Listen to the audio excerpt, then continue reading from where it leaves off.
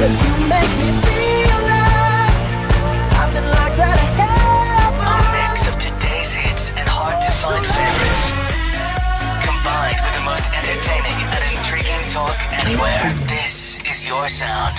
This is the sound of Universal Broadcasting Network at UPNradio.com. Hey, everybody, it is Wednesday, October the 21st. I'm Emerson Collins, and you are listening to The Adele and Emerson Show. Straight talk. Real gay! As you can tell, Del Shores is not with me today. He is off on the East Coast. He is in New York City with our third producing partner, Louise H. Beard, for the exciting opening of her Broadway show that she is producing, Dames at Sea. So they are tooling around New York and meeting with investors and eating fabulous dinners and having drinks. And we're going to pretend like we don't miss them today and have a great show. It's always my favorite part is me having to do like the bromo man voice and then switch to the super gay. It stretches the range of my acting talent, I feel like. So, since Del is not here, I have a familiar face, super excited, that is going to be my special co-host today. So, sitting in my seat today, Mr. Blake McIver. Oh, there we are. Hello? Hello? Hello, there he is. Am I here? Hello. It's super exciting. We decided not to do the full Gay View, mainly because like all of our regular Gay View people are busy excitingly working, and we like that. And I could force Blake to come. There you go. And he has exciting things and news to share, and so I thought we'd do a fun little check-in, because you're here all the time. But we don't always get to talk like in depth about what's going on with you. It's true. It's very true. So we'll start with the stuff that involves me, because that makes the most sense. Since it's my name in the show. Last night's episode of The People's Couch aired. It was episode number 3. We're back on Bravo. I mean, happy to be back. Indeed. Who'd have thunk 2 years ago that we would be 32 episodes in with people giggling at us saying dumb things on TV? I didn't think we were going to make 3 episodes in. The cynic that I am. Although, I have to be honest, my favorite part has become just watching to see how many shots are just going to be you in a wine glass. Yep. Just looking for truth at the bottom of the glass. Have you found it yet? Not yet, so I'm going to keep trying. Okay, good. We'll take that. I'm hoping that someone will do like a supercut edit that's just you with your wine. And my clothes just change like a flip book. Yes, like it's a flip book, but you and that glass of wine just held permanently in position. It's like a 90s movie montage. Yeah, it's my permanent accessory. That makes sense. You know, it's like everybody has one thing they really love, and yours just happens to be a wine glass. Yeah. Olivia Pope can relate. She can. But you have other really great things. I loved the episode. I thought it was super fun. It was fun. I have to say my favorite moments of the night were the glamours looking up the word MILF. Yeah, because that was funny. That's hilarious. And I'm glad I wasn't in the room. And they were horrified. Yeah. Like they were genuinely horrified. I kept hoping someone would be like, but what's a GILF for them? Oh, right. I mean, because they are, right? Yeah. Well, and that's what they're using for like John Stamos' grandfather campaign. It's Yes. like GILF is all over the streets. GILF of Los is the new Angeles. MILF. It is the new MILF. That's horrifying. I mean, but amazing. But it's true. And then my other one was Brandy Howard watching The Walking Dead. Oh, hammered. Amazing. Absolutely Amazing. and obviously hammered. And Julie Goldman clearly said something about her attraction to Rick because Brandy would just not let it go. Yeah. But that didn't make it into the edit, so we just got Brandy going like, Rick! Harassing. Rick, I love your eyebrows, Rick. I love Rick. I'm so sorry you love Rick so much. I was like, she makes me So Julie must have said like, I would go straight for Rick. Yeah. Or like, he looks a little bit like a lesbian. I could do that. I could do it. That we didn't get, which made it all the funnier. We need to text them and find out what the inciting incident was. I don't know. I sort of like the mystery of it all. But so the show was great. And thank you to all of you listening that are watching. We have a fantastic time on Tuesday nights live tweeting along with the show. Thank you to those of you that participate in that with us. Bravo reads every one of the tweets on the official The People's Couch hashtag. So when you say nice things, mean things, funny things, snarky things, someone at Bravo has to read every one of them. Some poor child at Bravo. So the more tweets you send, the more they earn their paycheck. That's the way I look at it. Yeah, I think that's good. I think that's it's fair. helping someone have job security. There you go. That seems fair. Doing good. Doing the most, to say the least. All of the things. But truly, we appreciate it. We're excited. There are 5 more episodes before Thanksgiving, so we will tune in next week, and we will be on the Twitter playing along. Now, in your news, you've been doing fun new things. I have. Exactly 7 weeks ago now, I started a online live stream variety show called Blake's Musical Happy Hour Variety Show. Blake's Musical Variety Hour Happy Show. You were the one that told me that I needed to put musical in the title, so I did. Blake's Musical Happy Hour variety show. Right. Because it's a happy hour and it's a variety show and there's music. And we talk about this all the time, and you guys, I cannot get these 4 adjectives in a row correctly. I look at the graphic. Doesn't make Blake's any musical sense. happy hour variety show. That's it. Ding ding ding. Ding, nailed it. So what inspired this idea? Well, I've always been inspired by the classic variety show format of like the 60s and 70s. I think it's super cool. And we don't really have anything like it right now. Like the closest thing we've got is Neil Patrick Harris's Best Time Ever. Yes. And so I thought, as you know, I am wont to be slightly cynical about certain things What? involving No. social media and millennials and so I thought rather than just being an old, get off my lawn grandpa sitting around being like, they don't make good music like they used to. Clint Eastwood with the high-waisted pants and the shotgun. Exactly. Instead, I could teach the children about old music and then pepper in some new hits as well, because as you know, I love to do a cover and turn it on its head. So we've been having a great time on the Happy Hour Variety Show. I always make a cocktail every week that sort of matches the theme of the show. And we sing some old songs, some new songs. I have a concert spot a la Dean Martin at the end of the show, and it's really fun. So it's an excuse to drink and sing and giggle. Yeah. Now, where do people see this? They see it on my Facebook page, facebook.com/Blake McIver Official. And we go live every Wednesday at 5 p.m. Pacific Standard Time. So it's the live stream. Yeah. Which means that they can watch on their Facebook Yes. by going to your page, and they can watch and comment along through the show. They can heckle me, talk to me, throw out song requests that I may or may not answer. Yeah, it's a great time. So what have you done up to this point? Oh, we've done a ton of different things. I've had great guests. I did a Disney theme show one week. I let the audience pick my entire set list one week, which was fun. I had my friend Diedrich on. I had my mom on as a special guest. Twice I've had my little sister on with me, Mary Lane Haskell. We've had a great time. I love that. Yeah. And so if people want to see them, because you live streamed them, the videos of all the Videos previous are happy hours. all saved and uploaded on my Facebook page. If you just go to photos, albums, videos, they're all there. So are you doing one today? I am doing one today, and I'm very excited about the content because why? I was able to secure a very special guest. That's exciting. Who is this very special mystery His guest? name is Emerson Collins. What? Who? Me? He is a star of stage and screen. Are you trying to suggest that I just did a 4-minute commercial for my appearance on your happy hour show? That's Not so at all. weird. Well, you said we were going to start with the things that involved you, so I mean, it's true. We It's are. fair. And It's we your are. show. And this is. No, but yes, of course, obviously, Blake, you all have heard him sing. We played his music as we've talked about him through the various times that he has been on the show. But this really is a super fun thing, and I am super excited and honored to be a part of it. So yes, I will be joining Blake at 5 o'clock, which means at the end of this broadcast, you'll have an hour to, do laundry, run down to the post office, get Prepare your coffee, cocktail. get your cocktail together, and then join us on Blake's Facebook page at Blake McIver Official, where we will be singing together. yes, 2 duets. And then also, I'm going to do a little ditty. You all know that it's literally an entire segment of our show here that I don't get sports ball. It doesn't make sense to me. And I will tell you the trauma of my adolescence. And then my solo number is going to be a song about my traumatic experiences with sports ball. So I would say So you exciting. don't want to miss it, but you might want to miss it, but you No, don't you want to don't miss it. want to miss it. No, I'm really excited. It'll be super fun. And we have a silly little thing that is a theory that came to me one night about how the relationship between Elphaba and Glinda in Wicked came to arrive at the final duet that high school girls everywhere sing. And we are going to share that with you and sing our slightly parody version of it. Yes, indeed. For you. But you'll have to tune into that show to find out about it. So we'll stop talking about that show on Yep. this show. Yep. But also, and part of the reason you got into variety show is, as we've talked about before, that your mother was very involved Yes. with the greats of the variety show era. It's true. She was on the Dean Martin show for 5 years, and she worked with Carol Burnett and Frank Sinatra and Sammy Davis Jr. and obviously Dean and pretty much all of the greats of the time. And she has great stories. She does have great stories. She has amazing stories, and she's actually doing a show about her career this week.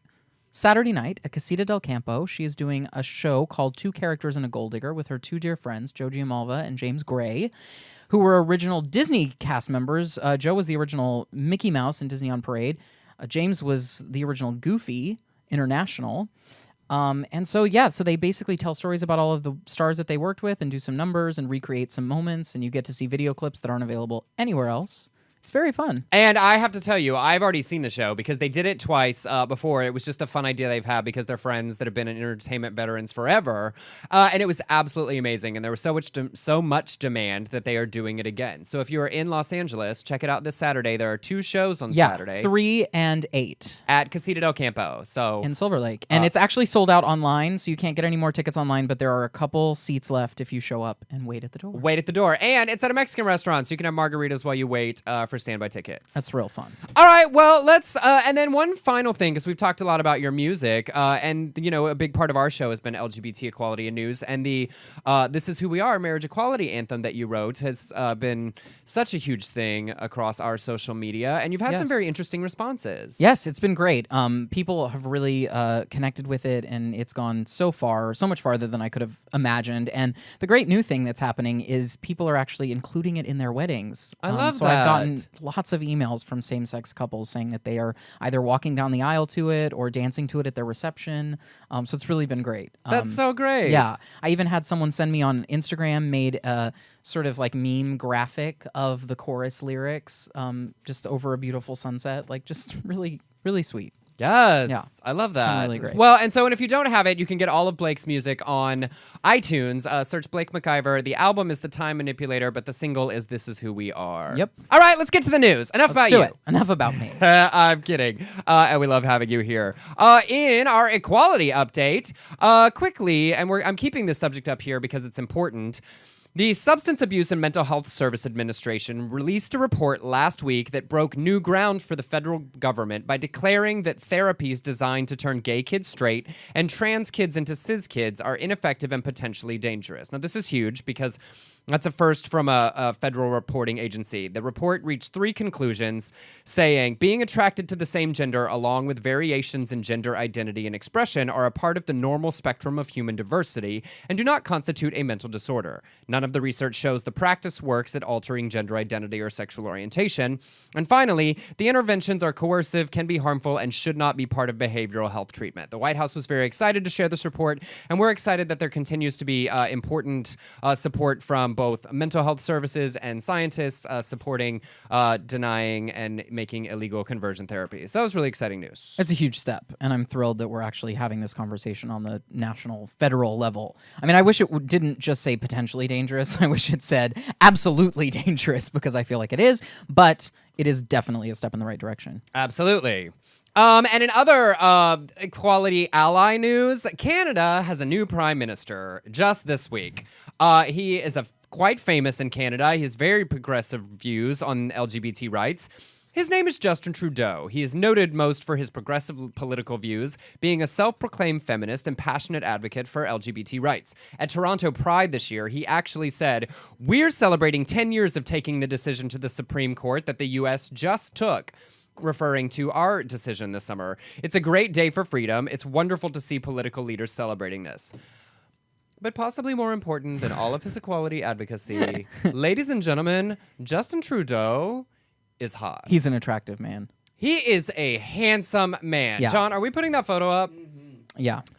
He was like a boxer or sports bally wrestler person Oh. at some point as well. Which is very homoerotic. And so there are these like super hot shirtless photos of him.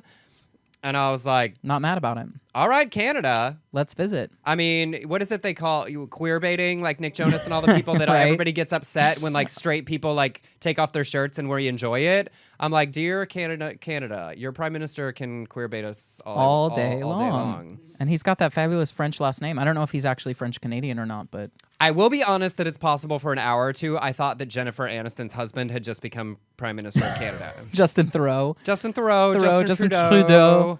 I Thoreau, mean, Trudeau. It's all very handsome French last names. yeah, yeah. Allegedly large. Well, yeah. Justin Thoreau swinging that leftovers bulge everywhere he goes. But so congratulations to Canada and to Yes. equality and progressive-minded individuals there. It was a very exciting night. And, you know, it's fun to be able to joke that he is a very handsome man. But it's also, he's got great policies that people like us in Canada are very thrilled with having him. So congratulations to them. Great role model And their cute community. to look at. All right. Well, let's flash through the gay news. Let I us. thought that we would talk about something because it applies to you. Because this has been a very big week in the nerd world. Oh, yes, it has. I mean, Star Wars and Back to the Future and so many things happening. But before we get to the specifics, which I will let you go on about at length. Okay. I think it's really interesting because, quote, nerd culture, and I use that word because it's a term that has been very embraced by people into sci-fi and fantasy and all sorts of the things that have led to Comic-Con and various conventions and huge fandoms over the years. But there's always been a very strong LGBT contingent within that world. And I think it's because so many of us felt outsidery or othered in our childhood and adolescence and development, even before, I think for some of us before the LGBT aspect of it became really prominent, there was just a sense of like, we're not quite like other people. Which I think, for many of us, drew us to these worlds, whether it was comic books or to sci-fi movies or to role-playing and cosplaying and all of these sort of things that you could get super passionately involved in with characters you could identify with. And I think that's part of why, when these big events happen, you see I think, disproportionate LGBT enthusiastic response to them because of that. Because I was a comic book nerd, not the like crazy, but I knew they came out on Tuesdays, and I went and I had my allowance, and I was allowed to buy. I could buy like 5 a week with what my allowance portion was. The year that Superman died, I have every Triangle comic book number from all 4 of the Superman titles, which you have to be a pretty big nerd to know even what that sentence means. Yeah.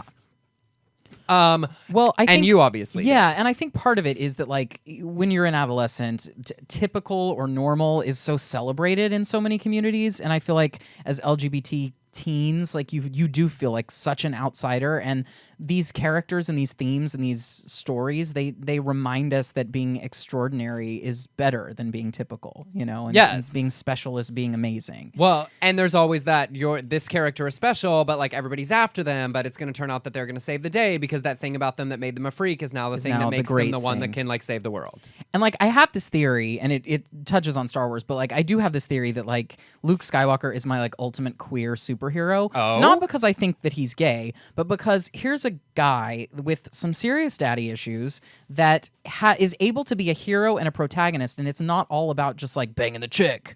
Oh, right. In the end, because the chick was his sister, and that would have been weird and incesty. But it's about like finding the empowerment within yourself to be able to use, as silly as it is, use the Force. But like it's all about internal empowerment that's not hinging on traditional masculinity. And I felt like that was super powerful, and that's why Luke was like always my idol. But don't force it because that's rape. Don't force it. Right.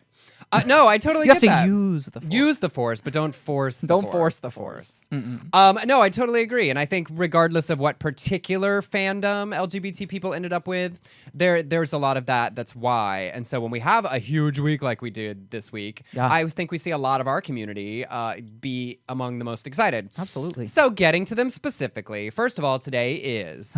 Today is Back to the Future Day. And what does that mean? Meaning, today is the day that Marty McFly traveled to in the future to save his erstwhile children from an uncertain doom. Yes. It's true.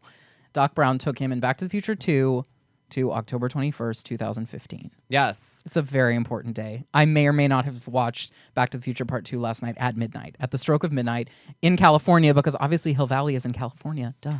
That's for the yeah.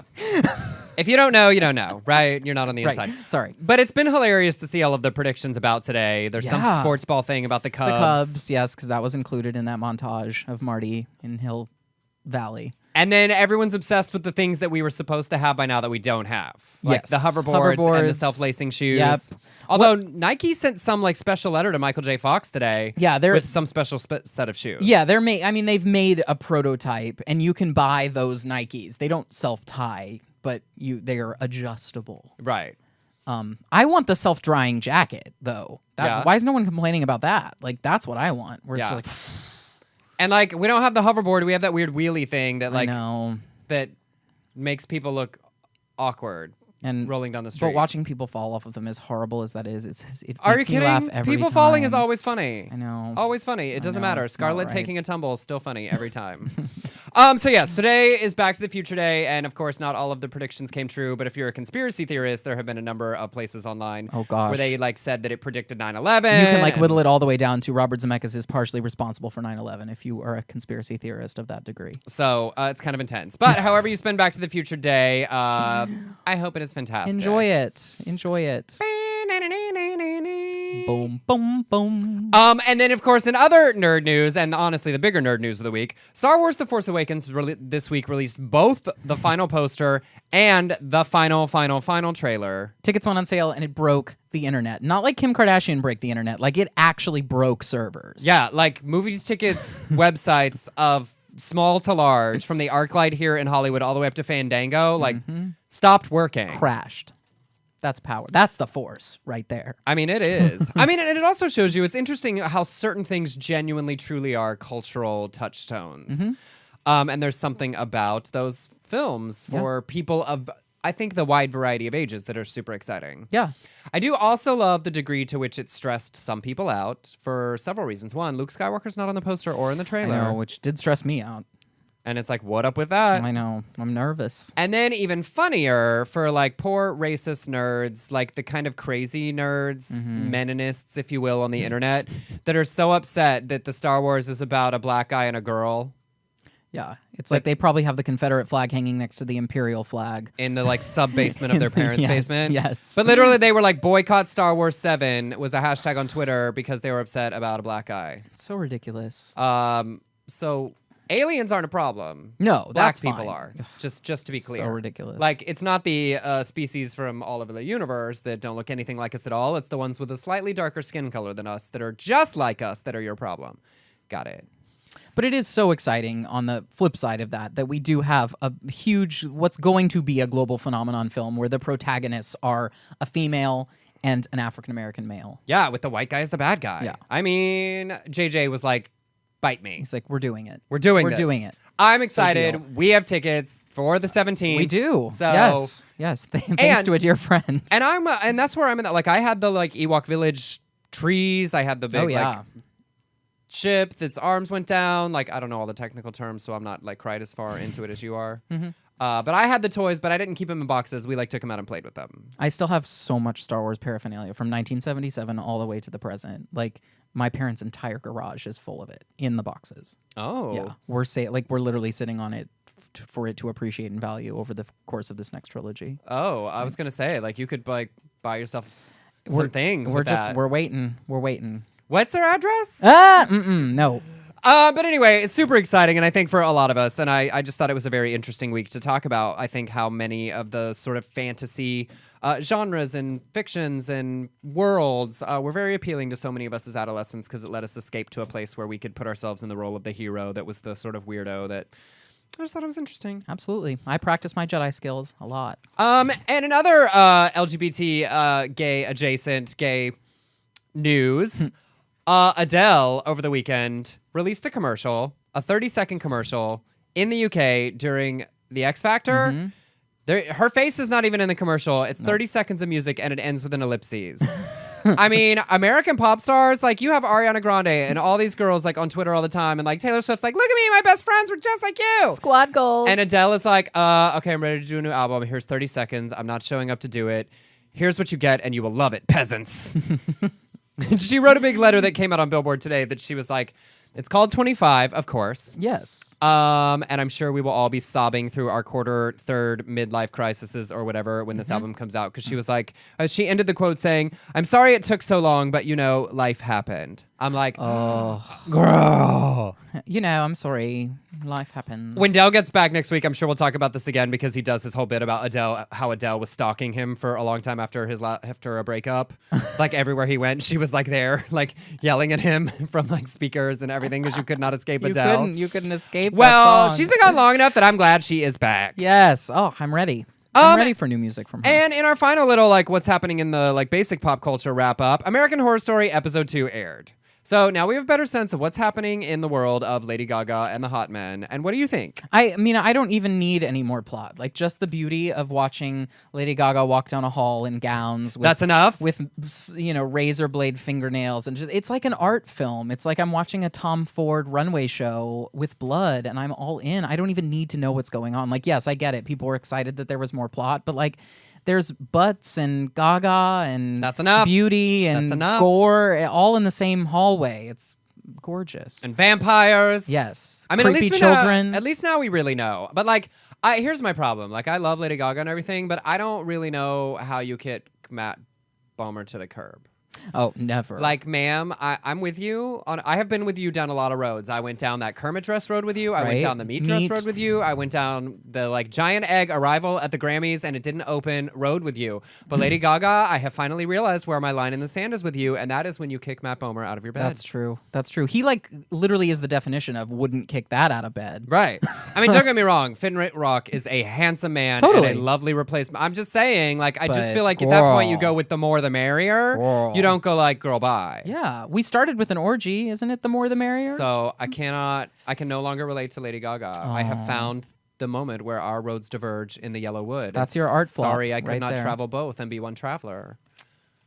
I'm sorry. So anyway, well, I am enjoying it now more that I understand a bit more what's happening, and I'm in. This is misleading, and I'm going to say it this way anyway.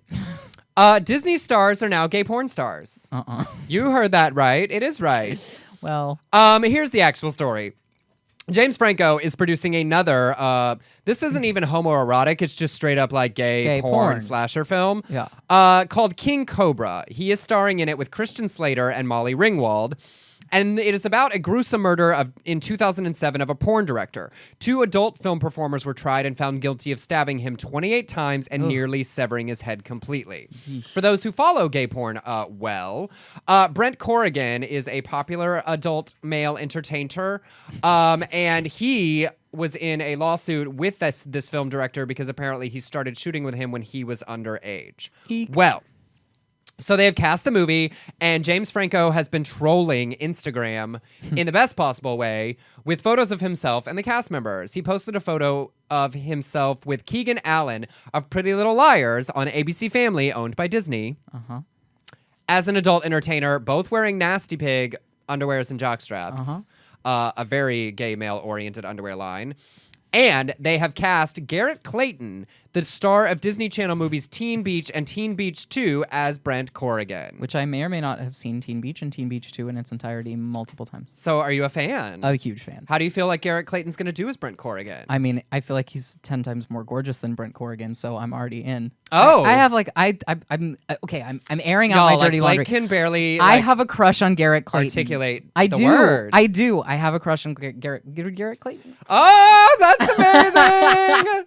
Well, it's really entertaining, and it's the reason I said Disney stars are now gay porn stars, because Keegan is from Pretty Little Liars on ABC Family, ABC Disney, and Garrett Clayton from the Disney Channel, Disney. So Disney. Now, we used to have like Demi Lovato like cut her hair. Selena Right. Gomez dated Justin Bieber. Miley Cyrus cut all her hair off and humped a hammer. Right. Well, to get rid of their like squeaky clean Disney images, these 2 Disney stars are like, let's do gay porn, but not quite. Gay porn slasher film. Yes. I I mean, James Franco is obsessed with gay porn. he is obsessed with us. He wants to be gay so bad. I know. I feel like he's one of those, like, he likes everything about it but the sex. Yeah. I feel like he's really upset about it too. Yeah, like that's why he keeps like coming to us and Super for us. conflicted. Yes. And now that Blake is next to his boyfriend Garrett Clayton on the television, there also are many who think that he is the next Zac Efron, the heir to that particular throne. Well. Whereas Zac Efron went like no homo with all of his movies. It's like, let me make a movie about EDM and frat boys and all these things. And this Garrett Clayton figure is like, I'll make a movie and be a gay porn star. There you go. Good for them. Good for you, Garrett. I'm not gonna lie, I will be there. oh yeah. King Cobra, Yeah. coming to a theater, I will be there. Yeah. All right, flashing on. Blake brought us this story. I did. I found this morning. The Swedish vampire. A 23-year-old Stockholm man is accused of murdering his 32-year-old boyfriend. He told a judge this week that voices in his head ordered him to slit his boyfriend's throat with a knife and drink his blood. Ew. I mean, And I thought Sweden had very low crime rate, very little violence. Here's the thing. Is it gun violence? No, yes, but you make movies about stuff and then everybody tries it. Let the Right One In is from Sweden.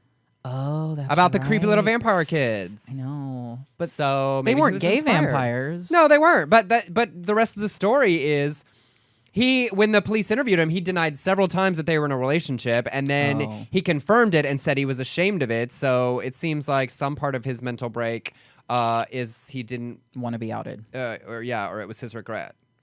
And y'all, True Blood is only sexy in theory. Yeah. No, Don't try not that in for reality. real. That is a don't try this at home, kids. And he slashed his throat, so he's like a Lady Gaga American Horror Story vampire. Yeah. Maybe it's her fault. Oh no. Lady Gaga kicked Something Matt Bomer out of else bed. to blame poor Gaga for. Inspiring Swedish vampires, but seriously, obviously someone that needs to be have their mental issues addressed in prison. Seriously though. I am flashing on. I found this story interesting, and I want to see what you think about it because it touches on some creepy issues. I think that it's not always people get weird. I guess. At least 4 men in Livingston County, Michigan, are fighting a legal battle after sexting with a 15-year-old teen who lied about his age on Grindr and eventually meeting with him. One of the men who risks having his life, ended by going to prison is a fellow teenager who is 18 years old. Do you have that photo? Oof. Do you have that one? Yeah, is it this guy? Yes, that guy. Mm-hmm. This guy in this photo, for those of you watching, is 18 years old and was texting with this 15-year-old, now 16-year-old. And I wanted to include that picture for a minute for a reason. He admitted to exchanging nude pics with a younger teen and having sex with him. 3 other adult men are facing felony charges as well. The charges came to light after a family member of the younger teen reported his activity to authorities. Here's my one. Obviously, having sex with underage people is wrong and it's illegal. Right. There is a weird, I don't know about how, at my high school, there was a wide range in high school. We had 15 and 16-year-olds that looked 20. Mm-hmm. We had 18-year-olds that looked 13. Yeah, same. In my And school. so I'm not defending having sex with underage people. Let's make that really clear. But the photo of the guy that we just showed is 18 years old, and there are probably certain lights where he and I could look close to the same age. Right. I'm not trying to sell my but I get accused of being very young at times because of the bangs. But so that's where I go to. We don't know the ages of the other individuals, but certainly this 18-year-old. If this 15-year-old looked similar in age to him. That's where I find that the legality of some of these things is sort of creepy on whose responsibility it is, because certainly we need to protect underage youth. Yes. We all get, I'm not trying to Yeah, suggest no, absolutely. But where is the responsibility in certain aspects of you signed the agreement to use it, and therefore I presumed that you were operating legally in this application where is and environment? Where's the accountability for the 15-year-old that lied? Right. Actively lied. And not to discount their behavior, but that his family did this clearly seems like they don't approve of him being gay. Right. Would be my presumption based on this. That they found this on his phone and then went after anybody that had contact with him. I just think that there's a little bit of gray area in some of this that's hard to talk about because because you're not suggesting sleeping with underage people is okay, but what do you do about that 16, 17, 18, 19 line? And it's happened with straight couples as well. The sort of Romeo and Juliet problem they've talked about, where a legally 18-year-old with a 16-year-old boyfriend or girlfriend that turns 18 during their senior year, and then suddenly it's illegal. Right. This sort of made me frustrated. I don't know the ages of the older men, so I'm not as worried about them. But this 18-year-old boy that thought he was texting with someone around his age, who then lied. Because what's the alternative? Well, think about college freshmen too. Think about how many people enter college at 17 and also 19. Right. So that first hookup at that first college party is suddenly illegal. Yeah. Ugh. Certainly, we should err on the side of protecting young people who are making bad decisions. Absolutely. But I also feel like occasionally we legislate to a degree that doesn't allow for nuance in a situation that might call for it, because we've seen this happen a lot with boys and girls across various high schools, and I thought it was interesting to find actually a gay example. Mm-hmm. Yeah. So something to think about. I'd be curious to hear what you guys think. Feel free to go to either of our Facebook pages and share your thoughts on the story, because it's certainly complicated and we want to protect youth, but I also wonder, is the alternative that you want? I mean, some people go, well, don't date anyone that looks like they could be too young, but some people don't look too young. Right. And I guess it's different if you're 60 and that's the case, but if you're 17 in or 15. the same age window Yeah. as that person, are we asking everyone for a driver's license in order to go on a date? Right. Right. Just thoughts. All right, flashing on. This was just ridiculous.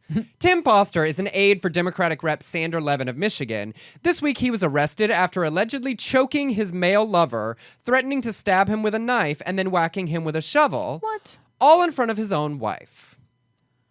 Oh. Foster allegedly grabbed his boyfriend and yelled, "I want to kill you, die dirty faggy." The boyfriend managed to break free. Foster grabbed a stainless steel kitchen knife and began waving it in the air, threatening to stab him. Moments later, Foster's wife jumped between the two men in an effort to break up the fight. Foster dropped the knife, grabbed a shovel, hitting his boyfriend in the back as he fled for the safety of his car. Now, certainly their relationship may have, they may be bisexual, they may be in an open relationship that allows this kind of thing, but there's sort of some intrinsic self-hatred if you're screaming "die faggy" at a man that you were sleeping with. Also, I'm just offended by the use of faggy. Who says faggy? I know, like, go all the way, faggot. Like, say it or don't. Yeah. Well, like, faggy's an adjective to me, like, Like, I'm that's feeling kind a of little faggy faggy. today. Yeah. Your Yas tank top that I designed is a little faggy. Designed by Emerson Collins. You know, like that's a little faggy, but I don't feel like a faggy is a person. It's more of an adjective Yeah, in no. the hateful slur world. I mean, Just saying. Just kind of weird. Like, Yeah. sir, you work for a congressman. Maybe you shouldn't be like trying to stab and hit your boyfriend with a shovel in the street. right. And how upsetting for the wife that she's like now trying to break up the fight. Yeah. Like, what has she been through in the past month? And how is she normally involved? Does she like play? Does she run the camera? Does she like coach, give directions? Inquiring minds want to know other I details mean, of this her story. life is complicated. Well, the boyfriend managed to escape and drove to a nearby hospital. Was treated for abrasions and bruises on his upper back, neck, and torso, but Oof, he should be okay. fine. good. But dear Tim Foster, it seems like you might be out of a job working Yeah. for a Democrat because Sander Levin is an LGBT ally and supporter and probably does not approve, even if it's your boyfriend, of you screaming slurs in the street in the middle of the night. Yeah, probably not a good idea. All right, flashing on. This is interesting, and I'm curious to know your thoughts on it. Canadian couple Adam Grant and Shane Curran met 6 years ago and legally married in 2011. Well, in 2012, they met a young man named Sebastian Tran at a nightclub while searching for someone to join them in an innocent three-way. First of all, I love that description because what's a not innocent three-way? Like, what's Yeah. a guilty three-way? Yeah, what is a where you're like, guilty oh, I three-way? shouldn't be doing this, but it's so hot. I shouldn't be doing this. But especially if you and your partner decide, like you and your husband decide that it's going to be a three-way, how is that guilty? It's just the editorializing of QWERTY that I pulled the story from, but I just Gotcha. thought it was hilarious. That's like, interesting. oh, this three-way's so innocent. Just I mean, innocent. it's just very vanilla. This other one is super guilty.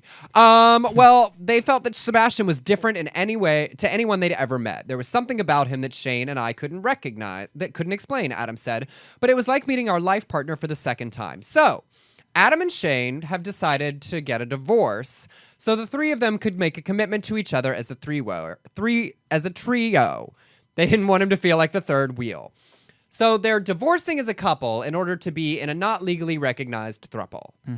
And they've worked out how they're going to have children to keep all of the children related. Now, QWERTY did a poll asking, is the story counterproductive to LGBT rights? And 40% of people said yes. Wow. Because, see, I feel like this is super responsible, and here's why.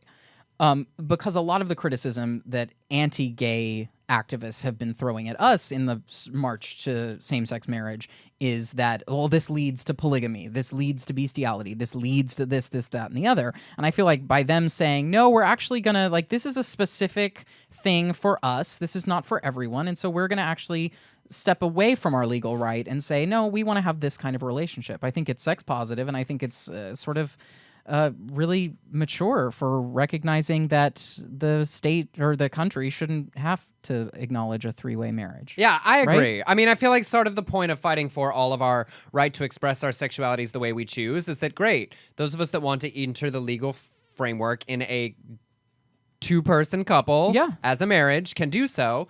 Everything else is still on the table, and you have the right in your home and your to define a family the way you personally want. Right. But like, if you want to build a commune, we're not going to call it a marriage. No, That's okay. And that's all right. But this is separate, and I feel like, yes, but I just was surprised. It's a gay 40%, LGBT-oriented news yeah. website.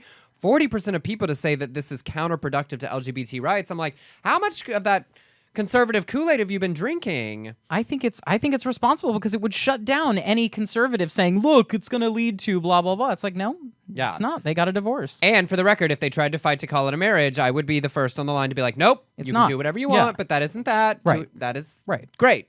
I'm not saying it's less valuable a relationship, but that is not a marriage in the way that our legal structure and society recognizes it. Exactly. All right, so, and I'm sure some conservative would say, well, why did we change the definition to include y'all, but not like anybody and everything else? No. Well, the thing about changing things is that you don't have to open the door all the way every time. No. You can move it just a little bit and be like, and that's it. Yeah. And we do that on tons of issues all the time. Absolutely. Tons of issues that don't relate to sex. Yes, that we don't go to the furthest extreme every time there's an Right. example. Right.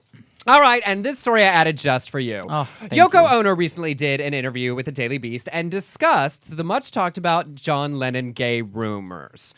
She was asked about her thoughts on LGBT equality, and she said the existence of prejudice is incredible. Marriage equality is really great. We should be so thankful. We shouldn't be so thankful. It's just normal. Equality under the law and equality in real life is slightly different. People are different from how the law can control them. There's more than equality in life. On her own sexuality and John Lennon, she said... She said, well, that's another thing. John and I had a big talk about it, saying basically all of us must be bisexual. And we were sort of in a situation of thinking that we're not bisexual because of society. So we're hiding the other side of ourselves, which is less acceptable. But I don't have a strong sexual desire towards another woman.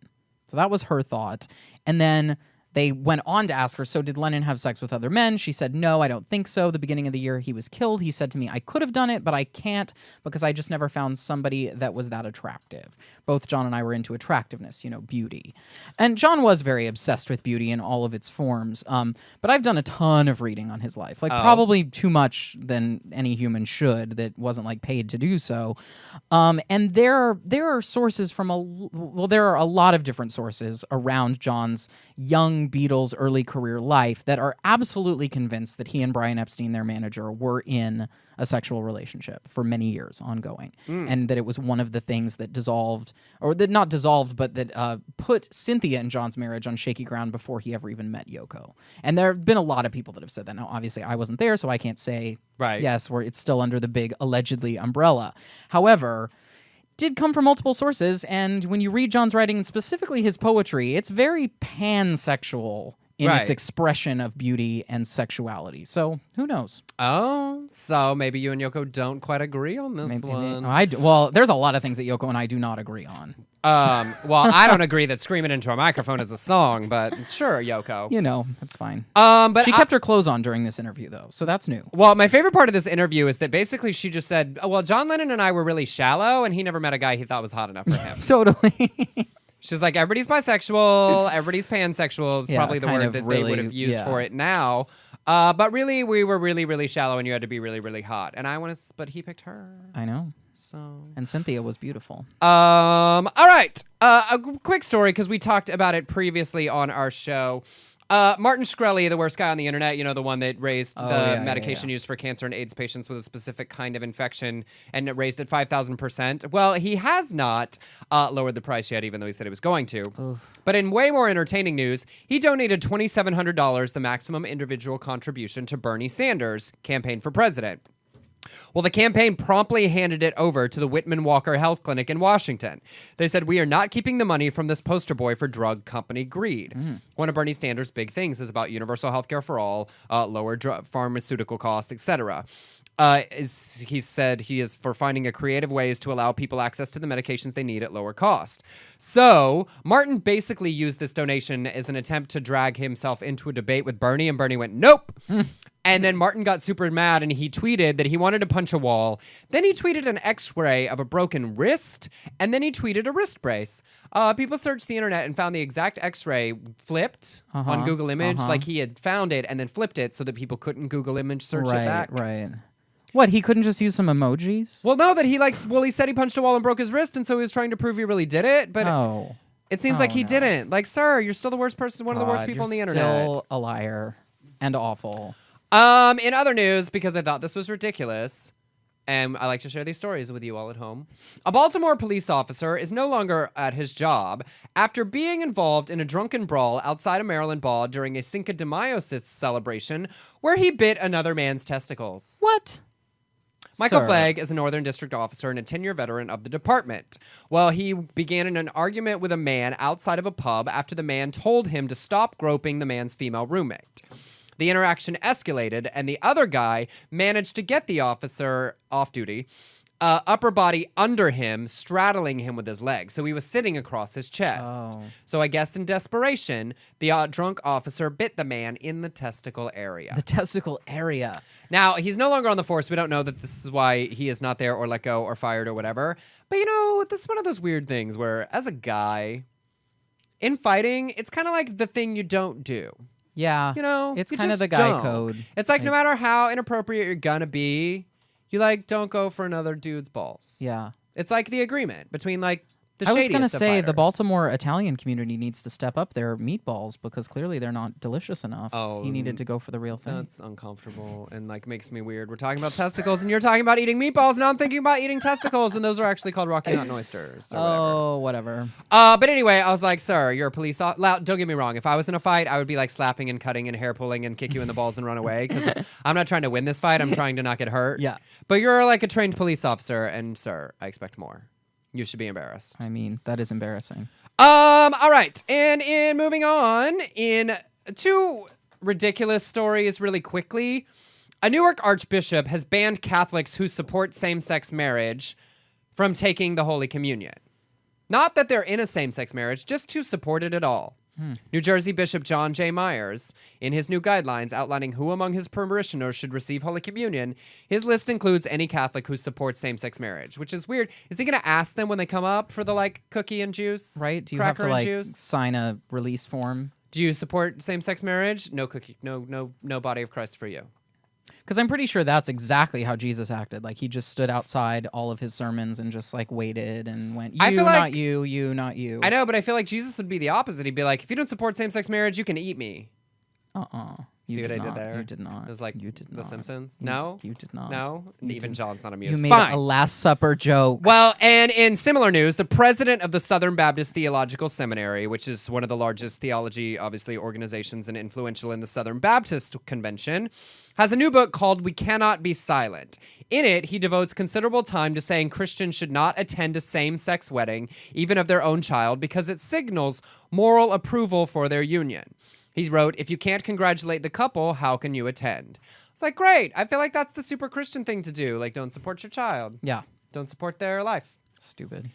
See how that works out for you. Note, the Southern Baptists have lost over 1 million people since the last, Southern Baptist census, I guess. Yeah. And in trans news, two very sad stories. One, the 21st trans woman this year was murdered. 21-year-old Zella Ziona, a trans woman in Maryland, was found fatally shot in an alley, continuing the importance of why we need to be talking about trans rights and safety for them. And the Reddit community lost a member. Ashley Hallstrom is a 26-year-old trans woman who was a very active Redditor who committed suicide. She was a very active voice in Reddit, so much so she recently consoled another trans person on Reddit who was contemplating taking their own life. Ashley Hallstrom posted a note on Facebook before her passing discussing her lifelong female identification, her struggle with depression, and the difficulty she faced with societal transphobia after her transition. And her post closed with the following words that very much to me echoed Leela Acorn's that we have talked about previously. She said, please share my final words. I believe my last words can help make the change that society needs to make so that one day there will be no others like me. Please help make this change because trans people are everywhere. You may never know who you're hurting until it's too late. Please help fix society. It's heartbreaking. And it reminds me so much of what Leela said. And I feel like it's very specific to the trans suicides that we've seen and talked about, this idea that in their pain and depression and all of the challenges that lead to someone feeling that this is their only recourse, there's the wherewithal to feel like maybe there will be some kind of impact if they feel like they can't go on and maybe that will be helpful, that I think makes it even more tragic and demonstrates why it's even more important that we continue in talking about the challenges that specifically trans people face in our community and in our society at large. Yeah. That there is the wherewithal to say, please fix society, and still feel like there was no other way out to end the pain or whatever Ashley was going through. Right. And so when you think about how much work we still have to do just within the community about trans acceptance and trans issues, I mean, it's sad, but I can see how hopeless it must feel. yeah. It's horrifying. and for all of us to heed the calls of these individuals. And then, of course, quickly, we'll check in with Crazy. Our Harlem pastor, James David Manning of the Atla Worldwide Missionary Church, is up to no good. His newest YouTube video, he gave a sermon about a boycott. And as our special guest, Blake sang in gospel choirs as a child. He lived through the LA riots downtown. Blake hosts a gospel brunch. I feel like it's fitting that a gospel church, obviously you're not black, but you have a great familiarity with this kind of black church, having sung in many black churches and gospel choirs, that rather than me deliver his sermon, that you give us a taste of James David Manning's most recent rant. And I haven't seen this YouTube video, but I'm going to assume that there was a lot of sweat and anger. I want to call for a national boycott against sodomy in America. Amen. The sodomites are with the Supreme Court approval, and a sodomite in the White House believes they're with the Supreme Court. Those of us who are in control, Almighty God has revealed to me that we are in a mega majority. Those of us who are Bible believers, I want to call for a boycott. And here is the level at which the boycott should be understood. Amen. If you know of a business that is owned by sodomites, for instance, Tylenol, Preach. we're not going to buy Tylenol No anymore. more. There are others, General Mills, and many other organizations that will out themselves as being sodomite-friendly. We need to understand that we can boycott them. Amen. And then he goes on. He does. I mean, And my favorite thing about this, I know. Can we talk about your aha? That's a very specific vocal tone. well, I mean, Do you a have lot of particular no, pastor? it's not him. He doesn't actually even do No. that. That's just me. But do you have a particular pastor I from do your life that I did do that? have a particular pastor in mind. I appreciate yeah, like from a church that I went to and attended quite often. It was very effective, and it did Yes, make you get it excited. did. It this amped was you up. this was hate speech, obviously, that Pastor James David Manning was doing.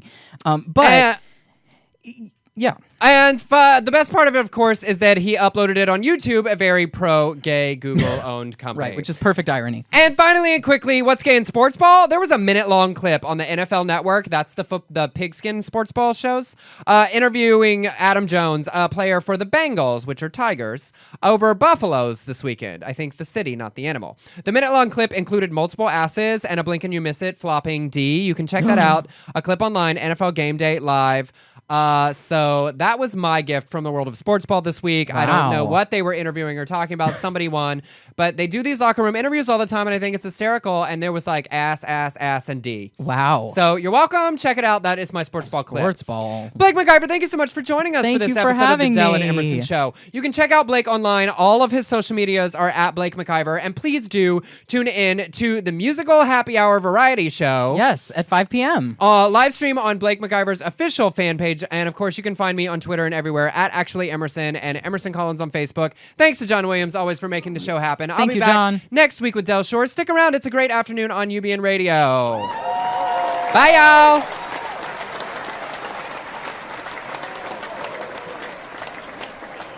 Now that you've found UBN Radio and discovered our quality talk shows, it's time to spread the word to friends, family, and the universe. 24 hours of music and talk. Radio without limits. That's why people keep coming back for more. That's ubnradio.com.